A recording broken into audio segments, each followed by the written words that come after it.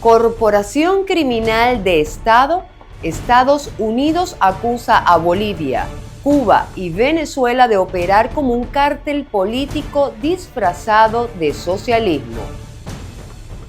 Título 50 en la mira. Operaciones clandestinas contra el cártel de los soles. Atentado contra venezolanos en Bogotá. 2 activistas exiliados sobreviven a 14 disparos. Les contamos. La información nunca se detiene y nuestro compromiso con la verdad tampoco. En Impacto Venezuela te ofrecemos una mirada profunda de los hechos que marcan el día a día. Bienvenidos a la emisión matutina de este martes 14 de octubre de 2025. Soy Mildred Manrique. Comenzamos. Una demanda federal en Florida sacude los cimientos del relato del socialismo del siglo XXI. Acusan a Bolivia, Cuba y Venezuela de actuar como una sola corporación criminal de Estado, utilizando el discurso revolucionario como fachada para una red transnacional de lavado de dinero y represión. Génesis Pérez nos amplía esta información. Una demanda explosiva presentada en el Tribunal Federal del Distrito Sur de Florida sacude los cimientos del eje bolivariano. Bajo la ley RICO, usada en Estados Unidos para procesar a organizaciones armadas, acusa a los regímenes de Bolivia, Venezuela y Cuba de construir una cooperación criminal de Estado que habría convertido al socialismo del siglo XXI en un modelo de poder sustentado en el narcotráfico, la represión y la corrupción institucionalizada. Pueden estar quedando mínimo $1.641 millones en los carteles que permiten el tráfico en Venezuela, que uno de ellos es el Cartel de los Soles y el Tren de Aragua. El expediente no se limita a denunciar delitos, describe una maquinaria de control político y financiero a escala continental. Según el documento, Bolivia habría funcionado como epicentro de producción y distribución de cocaína bajo Evo Morales y Luis Arce. Venezuela, como el brazo logístico y financiero a través del Cártel de los Soles, y Cuba, como el cerebro de inteligencia que articula estrategias y vigila la obediencia del bloque. El Cartel de los Soles no es como se tiene en el imaginario que son militares y policías. No, son diferentes actores que contribuyen a que sale el catatumbo pase por Venezuela y pueda salir marítimo o aéreo hacia Centroamérica. La demanda va más allá de las fronteras latinoamericanas. Apunta a Estados Unidos denunciando el ingreso de cargamentos de sustancias ilícitas a Florida, operaciones de lavado de dinero y campañas de desinformación orquestadas desde La Habana. Incluso menciona el asesinato de un testigo protegido en Miami, supuestamente ordenado para silenciar pruebas sobre sobornos y contratos fraudulentos. El texto también señala al propio gobierno estadounidense por mirar hacia otro lado. Bajo la acusación de negligencia, se incluye el Departamento de Justicia, al FBI y al Departamento de Estado por tolerar desde 2020 la expansión de esta red en nombre de la estabilidad diplomática. Si la Corte Federal acepta la demanda, Estados Unidos podría enfrentar por primera vez la posibilidad de juzgar a 3 gobiernos como una sola estructura mafiosa internacional. Hasta el momento, ni La Paz, ni Caracas, ni La Habana han roto el silencio. En Washington, el silencio oficial retumba igual de fuerte, pero detrás del expediente, lo que se perfila no es solo una denuncia judicial, sino un desafío directo a la narrativa revolucionaria que durante más de 2 décadas se ha protegido bajo el manto del socialismo del siglo XXI. Génesis Pérez para Impacto Venezuela. Interactuemos con la pregunta del día de Impacto Venezuela a través de todas nuestras plataformas digitales. La de hoy es la siguiente. Cuando el poder se confunde con el crimen, el dilema deja de ser político y se vuelve moral. En Estados Unidos acusan a Bolivia, Cuba y Venezuela de operar como un cártel político del socialismo del siglo XXI. Pero, ¿quién protege a los pueblos cuando el Estado se convierte en mafia? Argumenta tu respuesta, los comentarios están a tu disposición. Te leemos en la emisión estelar. Nicolás Maduro sigue atrincherado y descarta cualquier transición. Expertos en seguridad como Jesús Romero advierten que Estados Unidos podría activar una fase encubierta bajo el título 50. El Caribe muestra señales tácticas. No está en calma. es preparación. Caterín García con el reporte. El chavismo ha desplegado un megaoperativo militar en Venezuela, apostando a lo que parece ser una estrategia de resistencia prolongada. Nicolás Maduro descarta cualquier transición y se aferra al poder, probablemente convencido de que el desgaste político de Estados Unidos podría jugar a su favor. El régimen de Nicolás Maduro no posee la capacidad ni logística, ni financiera, ni tecnológica para sostener un enfrentamiento convencional contra los Estados Unidos. Su estrategia no busca ganar una guerra, sino prolongar la tensión mediática, maniobras de propaganda, despliegue simbólico y apoyo de fuerzas irregulares como las milicias, los colectivos y unidades de defensa territorial, con un solo fin, es de proyectar la resistencia y generar fatiga política mediática en Washington. Son capacidades limitadas. Al final, el chavismo puede sostener un operativo interno de carácter político y psicológico, no militar.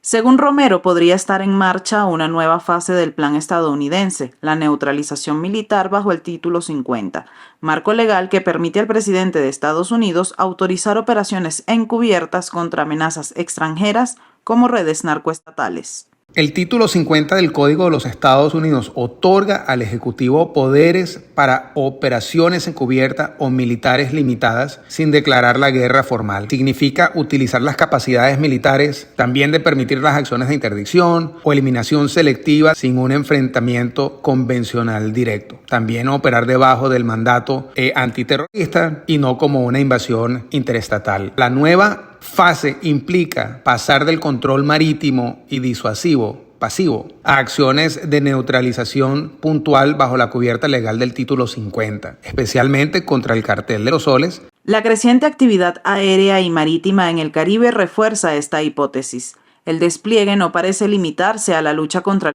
tráfico, sino que sugiere una preparación estratégica más amplia. ¿Podría el Caribe estar en fase de preparación? La fase de preparación es deliberadamente ambigua, pero responde a un doble propósito, tanto la preparación contra el narcotráfico como la preparación disuasiva contra el chavismo. En la primera, existe una justificación oficial que es la interdicción de rutas marítimas, bloqueos de corredores aéreos, destrucción de infraestructura logística, del narcotráfico controlado por el cartel de los soles. Debajo de la segunda, el despliegue naval configura una postura de preconflicto, lista para escalar hacia operaciones ofensivas limitadas si se producen ataques o movimientos hostiles desde Venezuela. También permite mapear objetivos, ensayar bloqueos y coordinar con aliados regionales una eventual coalición hemisférica de respuesta. Diferentes analistas coinciden en que el Caribe es un teatro de disuasión activo, donde Estados Unidos se prepara para la neutralización de actores terroristas y criminales, mientras el chavismo posiciona su resistencia a través del conflicto psicológico y diplomático. Tras la liberación de los secuestrados en Gaza, la mirada internacional se desplaza hacia Caracas. El chavismo, que controla a todos los cuerpos de seguridad del Estado, mantiene tras las rejas a 89 extranjeros por razones políticas. Venezuela se ha convertido en un país con el mayor número de detenidos foráneos en el mundo, una cifra que revela el uso sistemático del encarcelamiento como herramienta de presión diplomática y control interno. Quique Frías con los detalles. Salida de los últimos rehenes vivos de Hamas, el foco internacional apunta a Caracas. El chavismo concentra ahora el mayor cautiverio de extranjeros por motivos políticos, con al menos 89 casos registrados dictados por la ONG Foro Penal. Un patrón de actuación arbitraria, cargos opacos, acceso consular limitado y detenciones que se usan como palanca política en negociaciones. De acuerdo con Foro Penal, actualmente permanecen privados de libertad por motivos políticos en Venezuela ciudadanos de Alemania, Argentina, Colombia, España, Italia, Portugal, entre otros. Las ONG no liberan presos. Ellas documentan, verifican, suben el costo político. En Venezuela las excarcelaciones llegan cuando se alinean tres cosas. Una de ellas es la presión internacional sostenida con ojos encima del caso. Un interés, digamos, del gobierno en conseguir algo concreto, ya sea aliviar sanciones o acceso a recursos. Estamos viendo una coalición de gobiernos que coordinen sanciones personalizadas sobre las cadenas de mando carcelaria y judicial del gobierno nacional, condiciones, licencias, acceso a divisas, a liberaciones, que el costo político se le haga tan pesado que tengan que entregar estos presos políticos extranjeros. Sin presión multilateral sostenida y verificable, las liberaciones de estos presos políticos pueden ser algo muy puntual, a veces como fichas de negociación. Las únicas vías con efecto real pasan por una coordinación diplomática o la caída de todo un sistema político con más de 25 años en el poder. Reporto para ustedes Quique Frías, Impacto Venezuela. Dos noticias puntuales y muy importantes. Continuamos con Impacto en 60 segundos. Quédense conmigo. Atentado en Bogotá. Activistas venezolanos sobreviven a ataque armado.